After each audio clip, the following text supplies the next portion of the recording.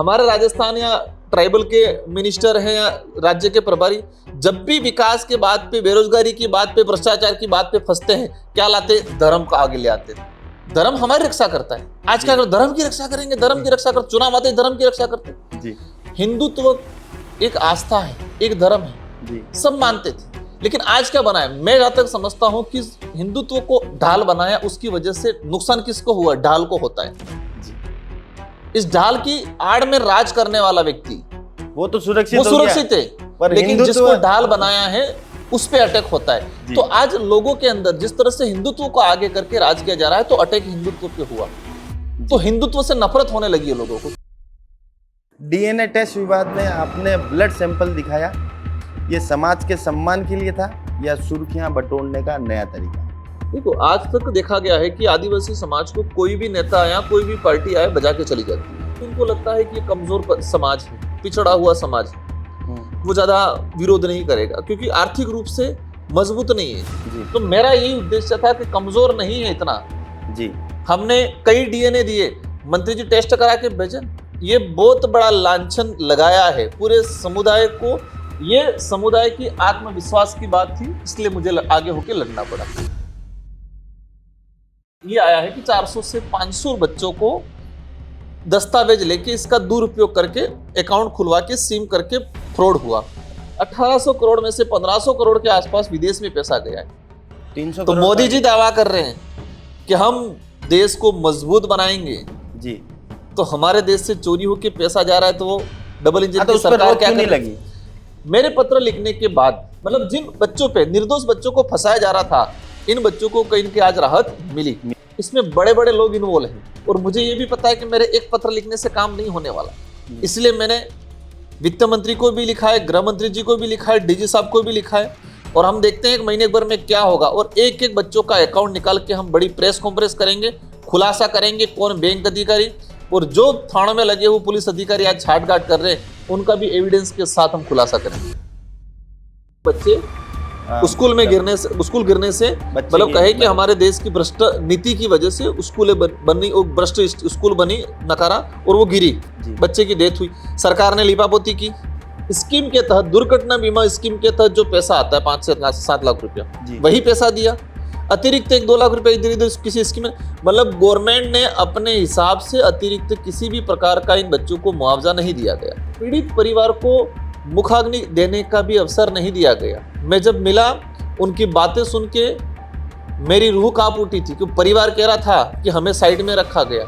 उनको शमशान घाट तक टायर से जलाए गए बच्चों को। जो संसद भवन है, आज मुझे गर्व है कि हमारे देश की सर्वोच्च सदन है और मैं उसका सदस्य हूँ। लेकिन तकलीफ यही है कि उस सदन में भी पानी टपक रहा है। हम अंग्रेजों को गालियां देनी चाहिए, उन्होंने देश को गुलाम बनाया, यहाँ पर शोषण अत्याचार किया। लेकिन एक बात स्वीकार भी करनी चाहिए कि अंग्रेजों के समय जो बिल्डिंग बनी हुई आज टपक नहीं रही, वो नहीं गिर रही है जी। और हमारे आजाद भारत के अंदर जो बिल्डिंग बन रही है वो 10 साल में टपक रही है, 10 साल के अंदर गिर रही है जी। हमारे इंजीनियर इतना कमजोर है, हमारे कारीगर क्या इतना कमजोर है? जो अंग्रेज बना के गए वो बिल्डिंग टिकी हुई और हमारे वाली, ये सारा का सारा भ्रष्टाचार का खेल है। मंत्री बाबूलाल खराड़ी ने तो यहाँ तक कहा कि ऐसे लोगों का मुंह काला कर दो। क्या यह आपकी राजनीति इतनी भड़काऊ है कि विरोधी ऐसे स्तर तक गिर जाता है?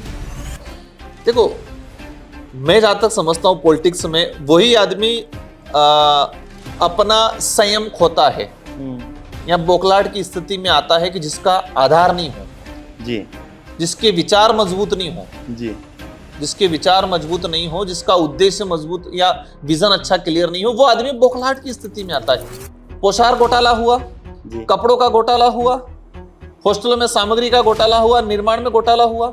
उनके बजट 1500 करोड़ लैप्स हो गया, उसका जवाब नहीं दे पाए। उनके अधिकारी कमिश्नर के फर्जी साइन होके उठा पैसा, लेकिन आज तक जांच नहीं हुई। और मैं कहता हूं जांच नहीं करेंगे क्योंकि उनके लोग इन्वॉल्व हैं।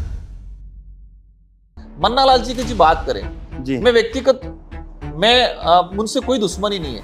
मैं जब चुनाव जीत के आए तो मैंने सोचा कि मेरे पड़ोसी हैं और सीनियर हैं, अधिकारी रह के आए, तो मैंने कल्पना की थी कि पढ़े लिखे व्यक्ति हैं, अधिकारी से रिटायर्ड होकर आए, कि अच्छा कुछ सोचेंगे, उनसे हमें कुछ सीखना मिलेगा। कहावत की तरह हुआ कि खोदा पहाड़ निकली चुहिया। मतलब इतने अधिकारी लोग क्या आरोप लगाते हैं, जी। इससे बेबुनियाद आरोप लगाते हैं। एक खुद उनका वीडियो वायरल हुआ, अगर ये एडियो मेरा होता तो मुकदमा होता, आज मैं जेल होता जी। उस एडियो में क्या था? उनके कार्यकर्ताओं को कहा उन्होंने कि आदिवासियों के घरों में आग लगा दूं। जी। एडियो वायरल हुआ, कोई कार्रवाई नहीं हुई। ऑथेंटिक उनका खुद ने स्वीकार किया, हाँ मेरा है। इस जगह मेरा होता, क्या आरोप लगाते? ये तो नक्सलाइट है। अब आपकी ही पार्टी के विधायक रिश्वत लेते रंगे हाथों पकड़े गए, क्या यह आपकी साफ राजनीति का आईना है, या आप भी वही रास्ता पकड़ चुके हैं जिससे आप लड़ने निकले थे? ये बात हम स्वीकार करेंगे कि हमारा भाई इस पॉलिटिक्स से इस जाल को नहीं समझ पाया। हो सकता है कुछ थोड़ा बहुत बहका में या लालच में आ गया, ये हम स्वीकार करेंगे।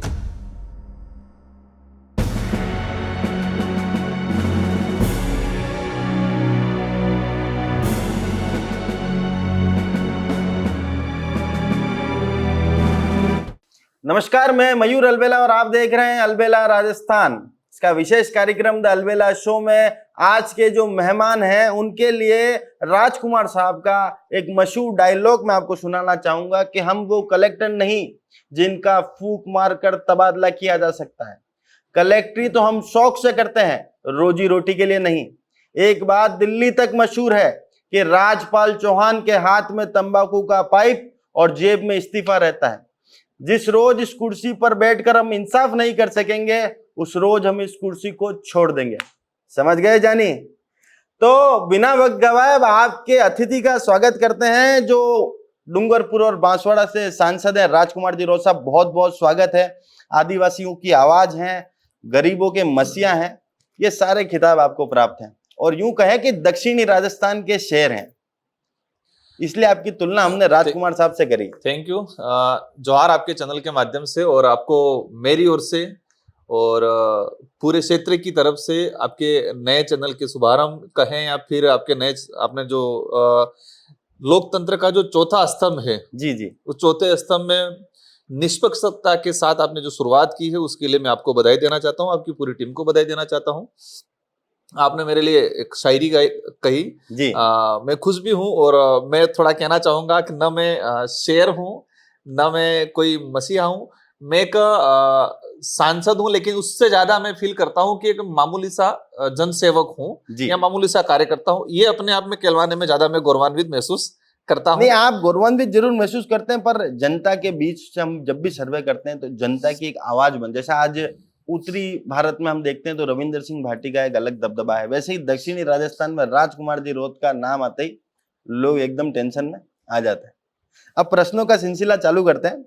लोग आज सांसद राजकुमार रोत को जानते हैं, पर हम जानना चाहते हैं उस बच्चे को जो 1992 में डूंगरपुर में जन्मा था, कैसे एक मासूम खेलता कूदता बचपन निकला और वहां से आदिवासियों की सबसे बड़ी आवाज बनने तक का सफर कैसा रहा? देखो, ये कहानी बहुत लंबी है, उसको मैं फिर कभी किसी मंच पे स्पेशल इसी लाइन पे अपन पूरा कवर करेंगे। जी जी, 1992 से लगा के आज तक का जो सफर है उसको अलग से अपन एक करेंगे जी। लेकिन फिर भी आपने सवाल कर ही दिया है तो मैं आपको और दर्शकों को दुखी नहीं करना चाहूंगा जी। मतलब काफी संघर्ष रहा, और मैं जहां तक समझता हूँ कि इन्हीं संघर्षों की वजह से मुझे बहुत सारी चीजें सीखने मिली जी। जिन बचपन के अंदर और बचपन से लगा के मेरा स्कूलिंग और कॉलेजिंग के दौरान जो जो समस्या आई, मैंने खुद ने जो फेस की जी, वो समस्या आज पूरा आदिवासी क्षेत्र का आदिवासी युवा या अन्य समुदाय का गरीब तबके का युवा फेस करता है, और इसीलिए मैं अग्रेसिव तरीके से होके इन मुद्दों को लेके लड़ता हूं जी। बात करें रिजर्वेशन का, बात करें भ्रष्टाचार का, बात करें चिकित्सा सुविधाओं का, बात करें एजुकेशन का, हमने खुद ने सब चीजें फेस की है जी। मैंने, क्योंकि मेरा जो ग्राउंड रहा है बिल्कुल गरीब परिवार से रहा है जी, तो वहां से हम जब भी स्कूल में गए, किसी कार्यालय में गए, कॉलेज में गए और चिकित्सालय में गए, कहीं पर भी गए, सारी चीजें हमने फेस की जो आज आम जनता भी कर रही है। तो मैं इसीलिए इन लोगों के लिए हमेशा लड़ता हूं अग्रेसिव तरीके से। तो उस अग्रेसिव तरीके को कई लोग लेते हैं, कहते हैं ऐसा नहीं करना चाहिए, लेकिन आज आम पब्लिक जो परेशान होती है वो चीज मैं भी देख चुका हूँ, उस दौर से मैं भी गुजर चुका हूँ। तो मेरी जिम्मेदारी, मैं जिम्मेदार पद पे हूँ, तो मुझे उनके न्याय के लिए लड़ना। चलिए राजकुमार जी, आप सबसे युवा विधायक बने, लेकिन आदिवासी समाज पूछ रहा है क्या युवा जोश दिखा या फिर युवा जोश की सिर्फ बातें ही की? देखो, मैं आज कई बार सोचता हूं कि मुझे सबसे कम उम्र में विधायक बनने का अवसर मिला, मेरी 84 क्षेत्र की जनता की मेहरबानी रही जी। और मैं कोशिश करता हूं कि मैं उनका कर्ज उतारने का प्रयास मैंने किया 5 सालों में और अब आज भी प्रयत्नरत हूं। कम उम्र में मुझे सांसद बनने का भी अवसर मिला। आपका जो कहना है कि लोग पूछते हैं कि युवा जोश रहा या नहीं रहा, जी। तो मैं जहां तक समझता हूं कि युवा जोश जी, मैं युवा था, लेकिन मैंने अपने अंदर मैंने खुद ने ऐसा स्वीकार किया कि मैं यूथ हूं, लेकिन मुझे एक 50-60 साल की उम्र के व्यक्ति को जो संयमित रहना चाहिए, गंभीर रहना चाहिए और अनुभवी रहना चाहिए, उस अनुरूप में चलता हूं। मुझे जब जरूरत पड़ती है यूथ के परिचय देने का, मैं जोरदार तरीके से यूथ के हिसाब से परिचय देता हूं अपना। मुझे जरूरत पड़ती है संयमित भाषा का, मुझे जरूरत पड़ती है अनुभवी उम्रदराज व्यक्ति तक लेवल का, तो मैं उस दौरान वहां पर भी ये अपना स्थान प्राप्त करता हूं। मैं यही समझता हूं कि मुझे इस उम्र में मुझे ये अवसर मिला है, तो मुझे हर प्रकार की उम्र का रोल निभाना है। मुझे अब गरीब का भी तरफ से मुझे जरूरत पड़े तो मुझे निभाना है जी। मुझे एक यूथ के लिए लड़ना है तो निभाना है, मुझे बुजुर्गों के लिए लड़ना है तो मुझे वो निभाना है। क्योंकि आज मुझे वोट मिला है कि यूथ से लगा 18 साल से लगा के 80 साल 90 साल 100 साल की उम्र वाले व्यक्ति का मिला है जी। तो मुझे सबकी तरफ से लड़ना मतलब राजनीति ने मैच्योरिटी भी सिखा दी कम उम्र। हाँ, मैं कई बार और आपके चैनल के माध्यम से भी युवा साथियों को यही संदेश देना चाहता हूं। कई लोग कहते हैं कि राजकुमार बन गया, हम भी बन जाए, या दूसरी पार्टियों में भी कई लोगों को लगता है कम उम्र। मतलब मेरी उम्र या मेरा शरीर नहीं देखो, और मैं ही नहीं किसी भी व्यक्ति का, उसका शरीर और उम्र नहीं देखो, उसके पीछे उसका स्ट्रगल कितना है जी। कुछ लोग 50 साल जीते हैं लेकिन उनको अनुभव 20 साल का रहता है, कुछ लोग 30 साल की उम्र वाले होते हैं लेकिन उनका अनुभव 60 साल की उम्र, क्योंकि वो अनुभव कहां से आता है? स्ट्रगल से आता है जी। फील्ड में रहने से आता है, जो मुझे मिला। और मैं प्रयास करता हूं कि इन लोगों के लिए जो मुझे अनुभव प्राप्त हुआ उनके लिए मतलब ये उसका लाभ उठाते हुए लोगों के लिए कुछ बेहतर करें। आपने संसद में ईश्वर का नाम नहीं लिया बल्कि संविधान और प्रकृति को गवाह बनाया, क्या ये सच में आदिवासी गर्व था या महज पब्लिसिटी स्टंट? देखो, हमें कई बार मेरे पे सवाल उठते हैं कि आप धर्म विरोधी हो या भगवान विरोधी हो। मैं जो जहां तक समझा, आस्था और अंधविश्वास दोनों अलग चीज है जी। हम आस्था के खिलाफ नहीं है, हम अंधविश्वास के खिलाफ है जी। धर्म, आस्था, विश्वास और धंधा वो अलग चीज है। तो धर्म के नाम से धंधा होता है, वहां विरोधी है। अब मेरा जहां तक समझना है जी। प्रकृति सबसे बड़ा भगवान है, वही ईश्वर है। बिल्कुल। आज एक इंसान को सबसे बेस्ट जरूरत पड़ती है ऑक्सीजन की जी, सेकंड नंबर पानी की, तीसरे नंबर भोजन की, और ये प्रकृति से मिलता है हमें। तो इनसे बड़ा हम 1 मिनट बिना सांस लिए नहीं रह सकते। तो हिंदू सबसे बड़ा भी तो इन्हीं 5 तत्वों की पूजा करती है। हाँ बिल्कुल, तो मैं उसका कोई विरोधी नहीं हूं जी। मैं भी मानता हूं इस बात को, इसका स्वीकार करूंगा कि कुदरत ही, प्रकृति सबसे बड़ा भगवान है, वही ईश्वर है। इसके अलावा सबकी अपनी अपनी कुल देवियां है, सभी कम्युनिटियां, सभी वर्ग का अपने अपने का स्थल है, वो माने। लेकिन एक पेटेंट करके धर्म के नाम पे जो देश में धंधा चलाया गया है जी, आज जिम्मेदार व्यक्ति मैं आपको शायद आओगे या फिर मैं आ जाऊं, हमारे राजस्थान या ट्राइबल के मिनिस्टर हैं या राज्य के प्रभारी, जब भी विकास के बात पे, बेरोजगारी की बात पे, भ्रष्टाचार की बात पे फंसते हैं, क्या लाते? धर्म को आगे ले आते। मतलब अपनी कमजोरी को छुपाना जी, अपनी नाकामी को छुपाना, तो धर्म को आगे ले आओ। मतलब एज ए ढाल बनाया, आपकी नाकामी को छुपाने की ढाल बना के, धर्म को ढाल बना के ये लोग घूमते। तो ये इसके खिलाफ है हम लोग। एक ही शब्द में जवाब देना, क्या राजकुमार जी भगवान को मानते हैं या नहीं? मेरी नजर में या मेरे विचारों में भगवान कुदरत ही भगवान है, 5 तत्व, और उनको मैं मानता हूं, और वही भगवान है तो मैं स्वीकार करता हूं, मानता हूं। चलिए, ऊंट पर संसद जाने का कार्यक्रम पुलिस ने रोक दिया, आप ऊंट पर ही संसद भवन क्यों जाना चाहते हैं? हर चीज के पीछे बड़ा राज होता है जी, और उसके पीछे भी बड़ा राज। तो राज से पर्दा उठाने के लिए तो आए हम। राज से पर्दा ये कि जब मैंने नॉमिनेशन भरा था तो ऊंट पे सवारी करके मैंने नॉमिनेशन भरा था, तो नॉमिनेशन मेरा खारिज करा रहे थे उस आधार पे कि आप ऊंट पे बैठ के आए। और आरोप ये लगाया कि पशु क्रूरता, आरोप लगाया पशु क्रूरता की गई। सांसद प्रत्याशी राजकुमार रोत ने इस आधार पे मेरे खिलाफ रिपोर्ट दर्ज की। चुनाव आयोग के संबंधित अधिकारियों पे उन्होंने प्रेशर बनाया गया कि नॉमिनेशन खारिज किया जाए। तो एक ऊंट है, रेगिस्तान का जहाज कहा जाता है। राजस्थान के अंदर अगर पर्यटन की दृष्टि से देखा जाए तो सबसे पहले नजर में आता है ऊंट जी।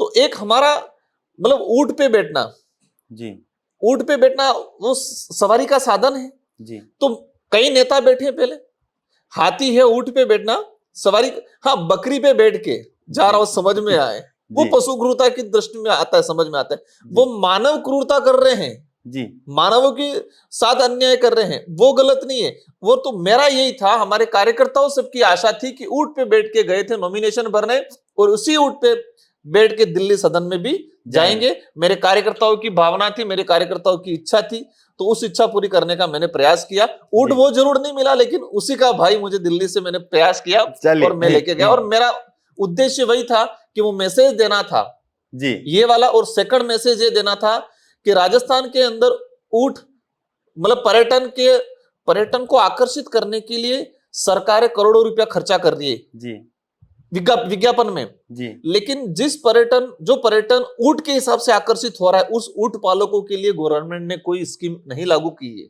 जबकि राज्य पशु है ना ऊंट के लिए विशेष कोई प्रावधान किए गए ना ऊंट पालकों के लिए कोई व्यवस्थित होना चाहिए गवर्नमेंट की तरफ से हर चीज में आप अनुदान दे रहे हो बेस्ट तरीके से ऊंट पालकों के लिए मासिक कई के प्रावधान होना चाहिए भाई अनुदान देने का वो नहीं किया तो वो दोनों चीजें मेरा था चलिए डीएनए टेस्ट विवाद में आपने ब्लड सैंपल दिखाया ये समाज के सम्मान के लिए था या सुर्खियां बटोरने का नया तरीका देखो आज तक देखा गया है कि आदिवासी समाज को कोई भी नेता या कोई भी पार्टी आए बजा के चली जाती है जी उसके पीछे रीजन क्या है कि उनको लगता है कि ये कमजोर समाज है पिछड़ा हुआ समाज है वो ज्यादा विरोध नहीं करेगा क्योंकि आर्थिक रूप से मजबूत नहीं है जी क्योंकि आदिवासी समुदाय ने कभी धन को या मतलब धन का अर्थ माना अनाज को प्रकृति को न कि पैसे को जी आदिवासी समाज आज उस माना जाए कि आज पैसे की होड़ में भाग रहा होगा लेकिन आज से 10 साल पहले ही जाएंगे हम 10 साल पहले आदिवासी समुदाय ने वस्तु को धन मान रहा था अनाज को धन मान रहा था उसको पूजता था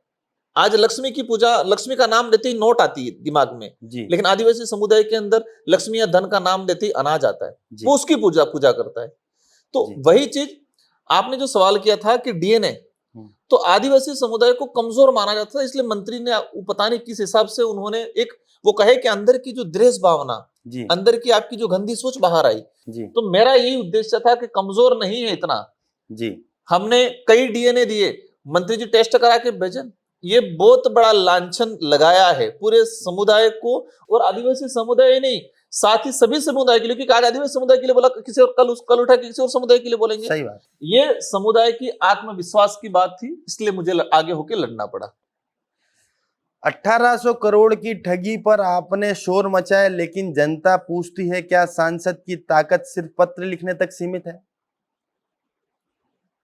1800 करोड़ सबसे पहले बड़ा सवाल ये पैदा होता है कि ये हुआ ही क्यों जी पूरे डूंगरपुर जिले के अंदर मेरी जानकारी में ये आया है कि 400 से 500 बच्चों को दस्तावेज लेके इसका दुरुपयोग करके अकाउंट खुलवा के सिम करके फ्रॉड हुआ जी आज भाजपा की डबल इंजन की सरकार है जी डबल इंजन की सरकार आपने जो और बीजेपी के लोग जो सवाल कर रहे हैं जो फील्ड में आपके पास आया होगा आपने मुझे किया है कि वो पत्र लिखने तक ही ताकत है उस पर आना चाहूंगा लेकिन इससे पहले मैं ये आना चाहूंगा कि ये पैसा हमारे देश के लोगों से फ्रॉड करके विदेश में गया पैसा ट्रांसफर विदेश में हुआ है डूंगरपुर के लोगों को शिकार बना के इनको आधार बना के 1800 करोड़ में से 1500 करोड़ के आसपास विदेश में पैसा गया है 300 तो मोदी जी दावा कर रहे हैं कि हम देश को मजबूत बनाएंगे जी तो हमारे देश से चोरी होके पैसा जा रहा है तो वो डबल इंजन तो की सरकार क्या नहीं लगी सेकंड नंबर मेरा पत्र का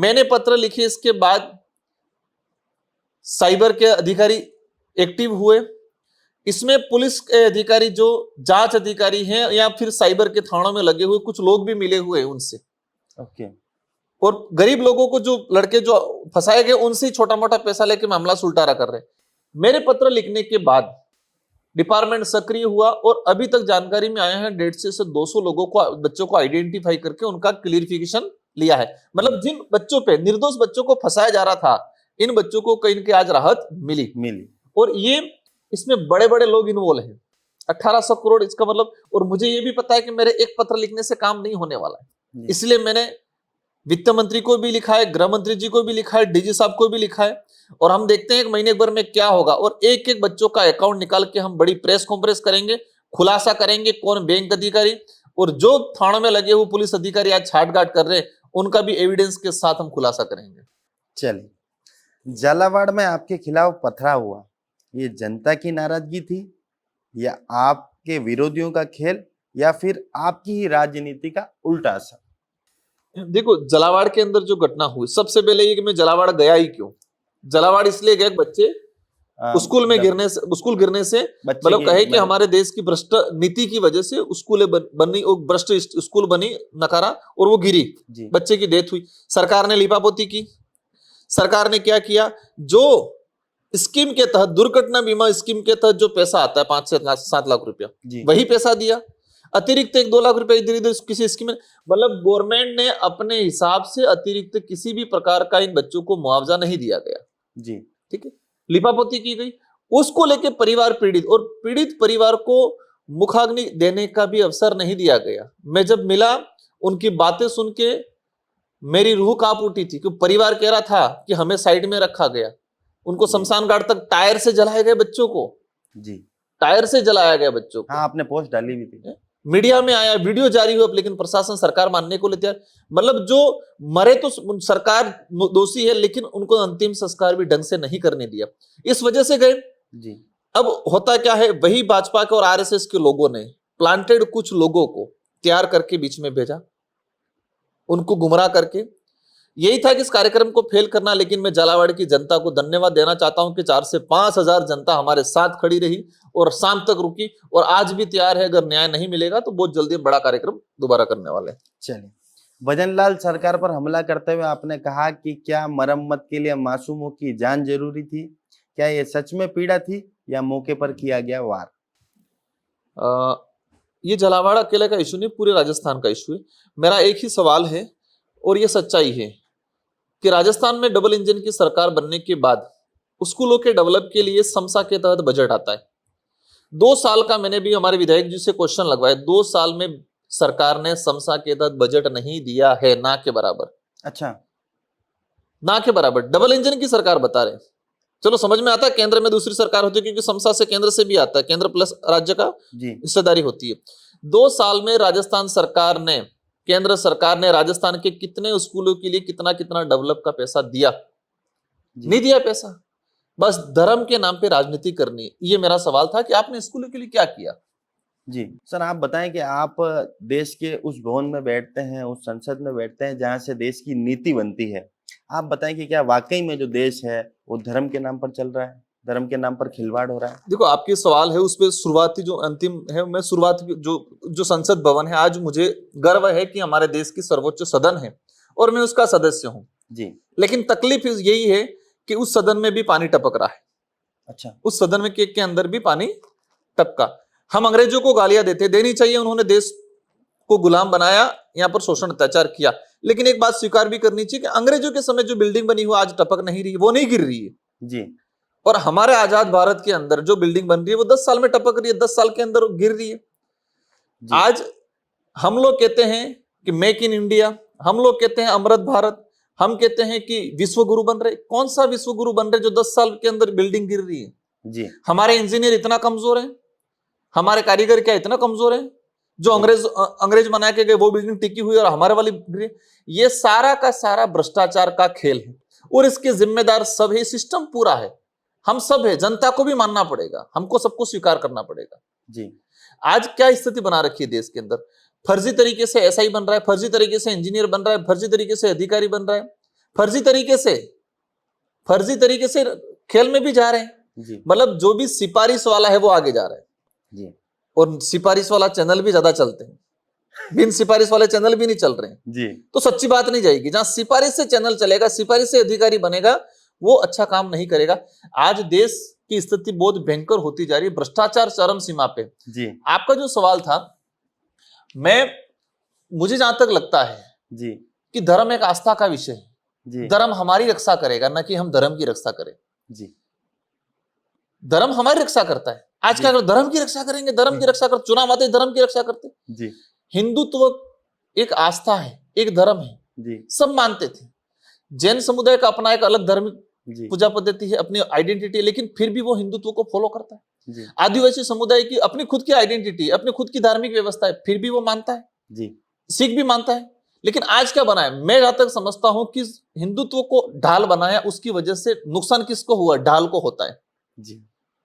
इस ढाल की आड़ में राज करने वाला व्यक्ति वो तो सुरक्षित है, लेकिन जिसको ढाल बनाया है उस पे अटैक होता है। तो आज लोगों के अंदर जिस तरह से हिंदुत्व को आगे करके राज किया जा रहा है, तो अटैक हिंदुत्व पे हुआ। तो हिंदुत्व से नफरत होने लगी है लोगों को, क्योंकि हिंदुत्व के नाम से राज किया जा रहा है। तो धर्म आस्था का विषय है, और मेरा जहां तक मानना है, हमें हमारे देश के अंदर अनेक धर्म है, सभी धर्म का सम्मान करना चाहिए। मैं कई बार कहता हूं, आदिवासी समुदाय किसी धर्म में नहीं आता, ना हिंदू है ना ईसाई है। लोग क्या कहते हैं, राजकुमार हिंदू विरोधी। यार मैं कह रहा हूं कि भाई साहब मेरे परिचित है, भाई नहीं, इसका मतलब आपका विरोधी थोड़ी हो गया। तो सच्चाई ये कि आप मेरे परिचित हो जी, आप भाई नहीं हो। आप जबरदस्ती स्वीकार क्यों करा रहे हो? मैं भाई हूं, तुम्हारा बाप हूं, तुम्हारा पिता हूं या तुम्हारी माँ हूं, जबरदस्ती क्यों स्वीकार करा रहे हो जी? तो ये जो माहौल बना के लोगों को गुमराह करा के, मेरा जहां तक मानना है कि देश के अंदर लोगों को मानसिक रूप से गुलाम बनाने का एक सबसे बड़ा साधन है, और उस साधन का उपयोग सत्ता हासिल करने में किया जा रहा है। मंत्री बाबूलाल खराड़ी ने तो यहाँ तक कहा कि ऐसे लोगों का मुंह काला कर दो। क्या यह आपकी राजनीति इतनी भड़काऊ है कि विरोधी ऐसे स्तर तक गिर जाते हैं? देखो, मैं जहां तक समझता हूं पॉलिटिक्स में वही आदमी अपना संयम खोता है या बौखलाहट की स्थिति में आता है कि जिसका आधार नहीं हो जी, जिसके विचार मजबूत नहीं हो जी, जिसके विचार मजबूत नहीं हो, जिसका उद्देश्य मजबूत या विजन अच्छा क्लियर नहीं हो, वो आदमी बौखलाहट की स्थिति में आता है। एक मंत्री जी हैं, एक आपके सांसद जी हैं, मतलब किस तरह से बौखलाहट की स्थिति में आते हैं जी? क्या सांसद जी को वाकई में इसीलिए काला?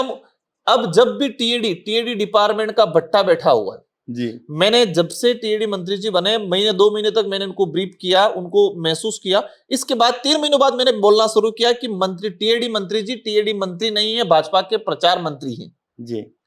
और आप देखना रिजल्ट मिल रहा है। आज उनके डिपार्टमेंट के फर्जी साइन होके 4-4, 5-5 करोड़ का घोटाला। विधानसभा में भी बच्ची मर गई है, उनके विधानसभा में बच्चे स्कूल गिरने से बच्ची मर गई। उनके फर्जी साइन हो रहे हैं, उनके अधिकारियों के कमिश्नर के फर्जी साइन हो रहे हैं। पोशार घोटाला हुआ जी, कपड़ों का घोटाला हुआ, हॉस्टलों में सामग्री का घोटाला हुआ, निर्माण में घोटाला हुआ। उनके बजट 1500 करोड़ लैप्स हो गया, उसका जवाब नहीं दे पाए। उनके अधिकारी कमिश्नर के फर्जी साइन होके उठा पैसा, लेकिन आज तक जांच नहीं हुई, और मैं कहता हूं जांच नहीं करेंगे क्योंकि उनके लोग इन्वॉल्व हैं। तो भाजपा, मैंने आज तक कहा था कि बाबूलाल जी खराड़ी सम्मानित है, मैं उनको व्यक्तिगत सम्मान दूंगा, लेकिन वो जिम्मेदार पद पे हैं, और उनकी मौजूदगी में उनके नेतृत्व में गलत काम हो रहा है। इसलिए मैं बाबूलाल जी का विरोधी नहीं हूं। वो जिस पद पे हैं वो पद की निर्वहन नहीं कर रहे हैं, मैं इसलिए विरोध कर रहा हूं। और मैंने शुरुआत से कहा है, आज भी कह रहा हूं कि बाबूलाल जी टीएडी मंत्री नहीं है, भाजपा के प्रचार मंत्री है, प्रवक्ता है भाजपा के। हाँ, वो उनको पार्टी प्रचार में उपयोग किया जा रहा है, न कि डिपार्टमेंट का उद्धार करने के लिए उपयोग में किया जा रहा है। आप 2 बार विधायक रहे, आप सांसद बनकर ताकत पाई, लेकिन आदिवासी इलाकों में हालत जस की तस क्यों है? मैं खुद स्वीकार करता हूं इस बात को। मैंने प्रयास किया, नो डाउट, मैंने ये नहीं, मैंने प्रयास किया, लेकिन मैं ये भी स्वीकार करता हूं कि मैंने मेरी मौजूदगी या फिर मेरे कार्यकाल में या फिर मेरे क्षेत्र में मैंने सब कुछ सही कर दिया, ये मैं नहीं मानता हूं। मैंने प्रयास किया, मतलब मैं कह सकता हूं कि मैं किसी से तुलना नहीं करूंगा, लेकिन बेहतर करने का प्रयास मैंने किया। मैं भी आज भी स्वीकार करता हूं कि आज भी कमियां हैं जी, मैं कोशिश करूंगा उनको दूर करने का प्रयास करने का।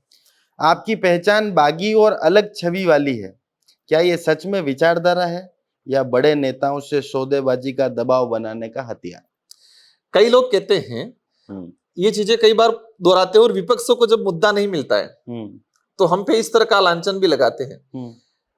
अगर विचारधारा नहीं होती, हम लोग कई बार कहते हैं कि हमारे संगठन एक नस और शरीर है और विचारधारा उसकी आत्मा है।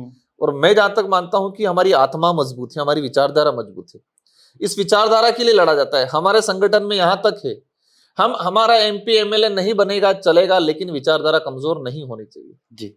हमारा उद्देश्य इस क्षेत्र का उद्धार करना है।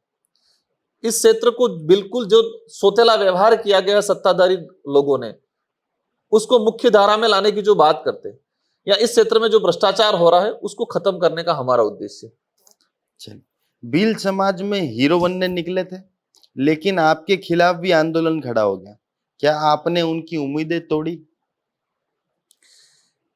ये वही जहरीले बीज हैं जी, जो संत सुरमाल महाराज के खिलाफ, गोविंद गुरु महाराज के खिलाफ, मामा बालेश्वर जी के खिलाफ, वो वही जहरीले बीज हैं जो राणा पूजा का इतिहास छुपाने वाले, वो जहरीले बीज वही हैं जो अंग्रेजों का साथ देने वाले, मुगलों का साथ देने वाले, उसी विचारधारा के लोग हैं जो आज हमारे खिलाफ माहौल बनाते हैं। हमें पता है कि हम सच्चाई के लिए लड़ रहे हैं, तो स्वाभाविक हमारे को रोकने का प्रयास किया जाएगा। केवल विरोधियों के द्वारा रोकने का प्रयास किया जाए, एक ही है, बस वही है कि उनको रोका जाए कैसे भी करके। और हमें जहां तक लगता है, मैंने कई बार कहा है कि जो काम कांग्रेस को करना चाहिए था, अगर वो काम कांग्रेस ने ईमानदारी से, कांग्रेस के विधायकों ने किया होता, एमपीओ ने किया होता, या की सरकार किया होता, तो आज हम सत्ता में, या हम लोग पार्टी नहीं लाते। बीजेपी को जो काम सत्ता में रहते हुए करना चाहिए होता था, आज हम नहीं आते। सही बात। ये तीसरा फ्रंट आने का कारण क्या है, वो भाजपा, वो आऊंगा मैं, मेरा प्रश्न है। अब आपका फेवरेट प्रश्न आ गया है आपके फेवरेट दोस्त के लिए। उदयपुर के सांसद मन्ना लाल जी बार बार आरोप लगाते हैं कि आपकी पार्टी धर्मांतरण करवा रही है और फंडिंग विदेशों से आ रही।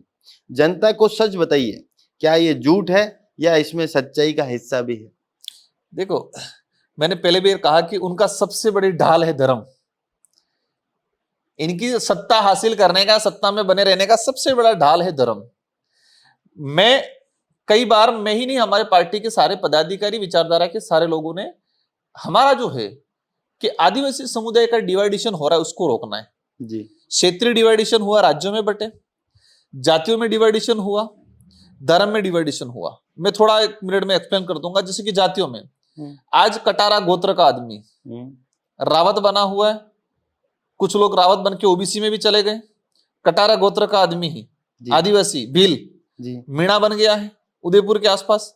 डूंगरपुर में भील है, और गुजरात में वो सिसोदिया राठौड़ भी बना हुआ है। अच्छा, एक ही भील समुदाय का व्यक्ति, एक ही गोत्र का, एक ही कुल देवी से निकला हुआ व्यक्ति 4 जातियों में बढ़ गया है। वो मुस्लिम भी कई जगह है जी। महाराष्ट्र में मुस्लिम बना हुआ ट्राइबल, समकालीन परिस्थितियों में हिंदू भी है, ईसाई भी है, जैन भी है। तो हमारा यह है कि आदिवासियों की अपनी एक आइडेंटिटी थी, उसको बचाए रखना है। हम किसी धर्म के खिलाफ नहीं है। कोई ये माने कि हम ओरिजिनलिटी बता रहे, तो क्यों विरोध करें? ये लोग जो कहते हैं कि राजकुमार धर्म विरोधी है, धर्मांतरण करा रहा है, मेरा जहां तक मानना है आदिवासियों का धर्मांतरण नहीं, धर्म ग्रहण होता है। आदिवासियों का अपनी कोई किसी ना हिंदू था ना ईसाई को समझा पाएंगे। धर्म ग्रहण की आदिवासियों की जो पूजा पद्धति है या धार्मिक पूजा है, वो प्राकृतिक है जी, कुदरती है, अपने पितृदेव है, कुल देवियां है, और वो अपनी प्रकृति जो प्राकृतिक जो पूजा स्थल है उनको छोड़ के दूसरे धर्म में जा रहा है ना। जैसे कि हिंदू से ईसाई बन रहा है तो वो धर्मांतरण है। अपने कुल आदि धर्म से अगर हिंदू में जा रहा है तो वो धर्म ग्रहण है, आदि धर्म से ईसाई में जा रहा है तो वो धर्म ग्रहण है। तो ये धर्मांतरण जो है, हम इसके खिलाफ भी हैं। वो चीज नहीं, हम तो कहते हैं कि मूल में आओ जी, अपने मूल संस्कृति में आओ, मूल पूजा पद्धति में आओ, हम किसी के खिलाफ नहीं है। मन्ना लाल जी की जी बात करें जी, मैं व्यक्तिगत, मैं उनसे कोई दुश्मनी नहीं है। मैं जब चुनाव जीत के आए तो मैंने सोचा कि मेरे पड़ोसी हैं और सीनियर हैं, अधिकारी रह के आए, तो मैंने कल्पना की थी कि पढ़े लिखे व्यक्ति हैं, अधिकारी से रिटायर्ड होकर आए, कि अच्छा कुछ सोचेंगे, उनसे हमें कुछ सीखना मिलेगा। कहावत की तरह हुआ कि खोदा पहाड़ निकली चुनिया। मतलब इतने अधिकारी लोग क्या आरोप लगाते हैं जी, इससे बेबुनियाद आरोप लगाते हैं। एक खुद उनका एडियो वायरल हुआ, अगर ये एडियो मेरा होता तो मुकदमा होता, आज मैं जेल होता जी। उस एडियो में क्या था, उनके कार्यकर्ताओं को कहा उन्होंने कि आदिवासियों के घरों में आग लगा दूं जी। एडियो वायरल हुआ, कोई कार्रवाई नहीं हुई। ऑथेंटिक उनका खुद ने स्वीकार किया, हाँ मेरा है। इस जगह मेरा होता, क्या आरोप लगाते, ये तो नक्सलाइट है जी, क्या आरोप लगता, मैं जेल में होता। उन्होंने आरोप क्या लगाया, जाडोल फलासिया में पैंथर ने बच्चों को मारा जी। आरोप क्या लगाया, ये तो बाप ने छोड़ा जी। मतलब क्या इतना, मैं उनके लिए, मतलब मेरे पास कोई वर्ड नहीं है, उस पर ज्यादा बात नहीं करना चाहूंगा। अच्छा, एक नॉर्मल, मतलब थोड़ा सा अपन इस इन्वायरमेंट को भी कूल करते हैं। मुझे एक छोटी सी बात बताइए कि जब आप दिल्ली में संसद में उनसे मिलते हैं तो किस तरह का दोनों का इंटरेक्शन होता है, आप दोनों का किस तरह से मिलते हैं? No comment. चलिए, अब आपकी ही पार्टी के विधायक रिश्वत लेते रंगे हाथों पकड़े गए, क्या ये आपकी साफ राजनीति का आईना है या आप भी वही रास्ता पकड़ चुके हैं जिससे आप लड़ने निकले थे? इस पे आपने देखा होगा और इसका जवाब जो बागीदोरा की जनता ने दिया।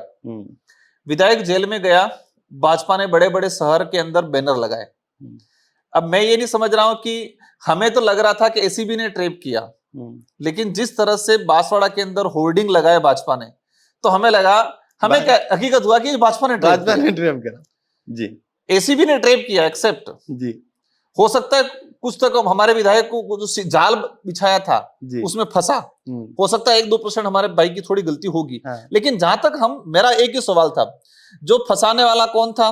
भाजपा का विधायक प्रत्याशी था, भाजपा की सरकार थी, विधानसभा में कॉमन क्वेश्चन लगा, क्वेश्चन का रिप्ले आया, रिप्ले में डिपार्टमेंट ने, सरकार ने क्या कहा? सरकार ने कहा कि किसी प्रकार का अवैध अतिक्रमण नहीं हो रहा है जी। अब अवैध अतिक्रमण नहीं हो रहा है, सरकार जवाब दे रही है, डिपार्टमेंट जवाब दे रहा है, तो फिर वो व्यक्ति माइनिंग वाला किस बात का डर के विधायक को पैसे देने आया? ये सबसे बड़ा सवाल।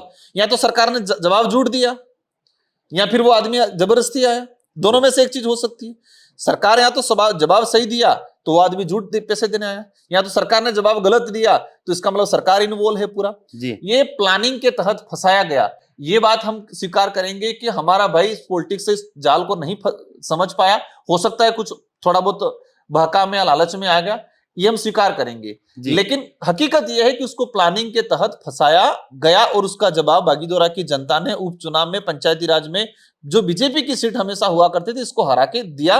और अभी जमानत पे जो हमारे विधायक जी आए, तो बागीदोरा की जनता ने जो विजय जुलूस में नहीं थे, इससे ज्यादा जनबल खड़ा हुआ था उनके साथ। उपचुनाव की बात मत करो सर, उपचुनाव तो कल जिला परिषद का 84 में भी हुआ, उसको हम स्वीकार करते हैं जी। उसको स्वीकार इस बात का करते हैं कि हमारी कमी रही है। कमी ये रही कि हमने जो हमारा उम्मीदवार था, उपचुनाव हुआ था, हमारे जो प्रत्याशी जो जिला परिषद थे उनकी डेथ हो गई थी, तो उनका पुत्र था, तो कुछ कारणवश कैंडिडेट बदला, वो हमारा गलत डिसीजन था। सेकंड चीज ये भी था कि हमारे अधिकतर लोग गुजरात मजदूरी पे चले गए थे, 50% वोटिंग हुआ, तो 2 कारण रहे मूल रूप से, और हमको स्वीकार करते हैं। मजबूत किला है ना वो तो आपका, मजबूत किला है, लेकिन 2 चीजें रही, हमसे गलती हुई और हम प्रयास करेंगे आने वाले समय में इसको सुधारें। चलिए, आप खुद एबीवीपी के कार्यकर्ता रहे और टिकट भी मांगा, जब खुद विचारधारा से जुड़े थे तो अब उसी विचारधारा के खिलाफ इतनी नफरत क्यों? विरोध असली है या मौका परस्त? जब कॉलेज में बच्चा जाता है तो उसको एबीवीपी, एनएसआई, एसएफआई, सीएसआई ये क्या होता है उसको ज्यादा जानकारी नहीं रहती है। मैं फर्स्ट ईयर में जब था, मेरा मित्र था गौतम कटारा जी, व्यक्तिगत मेरा मित्र था और मैंने दिल से व्यक्तिगत उसको मदद किया था। वो एबीवीपी से खड़े हुए थे, ना कि मैंने एबीवीपी को समर्थन दिया था। मैंने व्यक्ति से, मेरा मित्र था, मैंने दिल से मदद किया था, दिल से सहयोग किया था, ना कि एबीवीपी को किया था। और सेकंड बार जब 2 साल बाद जब बात आई थी, 1 साल बाद ही जस्ट, तो उस समय एबीवीपी के जो स्थानीय कार्यकर्ता थे, जो वास्तविक पदाधिकारी थे, उन्होंने मुझे चॉइस किया था कि आप राजकुमार राउत को चुनाव लड़ना है। मेरे एक मित्र थे अजीत भाई बरंडा, उनको तय किया था, लेकिन वो एज में ओवरेज हो रहे थे, तो सबने मिलकर मुझे तय किया था कि राजकुमार को खड़ा करना है जी, ना कि मैंने टिकट मांगी थी। उन्होंने तय किया था, लेकिन स्थानीय पॉलिटिक्स ने, और मैंने आगे से स्वीकार नहीं किया था, मैंने ना कहा था कि मुझे पॉलिटिक्स में नहीं जाना है। अच्छा, मैंने ना कहा था, और सुनने में आया अगर रात को मेरे खिलाफ षड्यंत्र हुआ, और उस दिन से ही मैंने ठाना था कि जो मेरे खिलाफ षड्यंत्र करने वाले उनको घर पे बिठाएंगे, और रास्ता भले कोई भी। वही दिन था जब से एक युवा राजकुमार का राजकुमार राउत, जो आज की तारीख में आवाज है आदिवासियों की, बनने का सफर तय हुआ। मैं जहां तक मानता हूं कि जिन लोगों ने मेरे खिलाफ षड्यंत्र रचाया, फिर मुझे जिस तरह से नीचा दिखाने का काम किया, उन्हीं की देन मानता हूं कि मैं यहां तक पहुंचा। चलिए, आप भील प्रदेश बनाने की बात करते हैं, क्या ये आदिवासी समाज का असली सपना है या सिर्फ एक भावनात्मक नारा जिससे वोट बैंक पक्का हो जाए? ये आदिवासी समुदाय ही नहीं, इस आदिवासी समुदाय के साथ इस क्षेत्र के अंदर रहने वाला हर समुदाय, और वो हर समुदाय के अंदर जो समझदार व्यक्ति है, जो सही गलत को समझता है, तर्क वितर्क करता है, खुले दिमाग का व्यक्ति है, वो सब इस बात को समर्थन करते हैं, उन सबका सपना है जी। मैंने कई बार कहा, और मैंने ही नहीं, हमारे पार्टी के सारे पदाधिकारियों ने कहा कि बल प्रदेश सिर्फ हमारे अकेले की मांग नहीं है। इस मांग को कई नेता, मैं अभी अर्जुन जी मेघवाल से मिला था, भाजपा के विधायक मंत्री भी रहे, गृह मंत्री रहे, विधानसभा अध्यक्ष रहे, उन्होंने खुद ने कहा बनना चाहिए, क्योंकि क्षेत्र के साथ सरकार ने सौतेला व्यवहार हमेशा किया है जी। पूरे देश के अंदर सबसे ज्यादा आदिवासी बाहुल्य क्षेत्र जो था मध्य भारत में, वो था अपना ये इलाका, जिसको 4 भागों में बांटा गया, राजस्थान, मध्य प्रदेश, गुजरात और महाराष्ट्र जी। 4 भागों में बांटा गया। 4 भागों में बंटने से उनका कल्चर खत्म हुआ, उनकी लैंग्वेज खत्म हुई जी, उनके अधिकार खत्म हुए, और उनके जो अरावली पर्वत श्रृंखला और विंध्याचल पर्वत श्रृंखला, भौगोलिक दृष्टि से बात करें तो ये दोनों पर्वत श्रृंखला, 3 बड़ी नदियां, माही नदी है, नर्मदा नदी है, अनास, बाकी छोटी नदियां, ये जो भौगोलिक कहे कि मिनरल से भरपूर इलाका जो था, उस इलाके को बांट के चारों राज्यों के लोगों ने दोहन किया, लेकिन उस क्षेत्र का डेवलप नहीं किया। अच्छा, मुझे एक बात बताओ कि आपके कई नेता जो हैं वो एक बार एक डायलॉग देते हैं कि भाई तिलक, तराजू और तलवार, इनको मारो डैश डैश 4। ये मेरी क्या राजकुमार जी रोत जो हैं वो ये स्पष्ट कर पाएंगे कि भील प्रदेश जो बनेगा, अगर वाकई में वो अस्तित्व में आता है, तो क्या वहां पर जनरल समुदाय के लिए, ओबीसी समुदाय के लिए भी वही स्थान होगा जो आदिवासी के लिए होगा, जो SC ST के लिए होगा? पहले तो आपने जो कहा, मेरा जहां तक मानना है कि हमारी पार्टी के किसी व्यक्ति ने, ये पार्टी पदाधिकारी ने और मैंने, ये चीजें हमने, आदिवासी समाज के युवकों द्वारा ऐसी भ्रांतियां फैलाई जाती है। समाज इतना बड़ा है जी, और उस समाज में कई मतलब ग्रुप बने हुए हैं, कई संगठन है। किस व्यक्ति ने बोला मेरी जानकारी में नहीं है, मेरा जहां तक मानना है कि हमारे किसी पदाधिकारी ने इस चीज को शायद नहीं बोला है। ठीक है। और हमारी विचारधारा प्रकृतिवादी है, मानवतावादी है।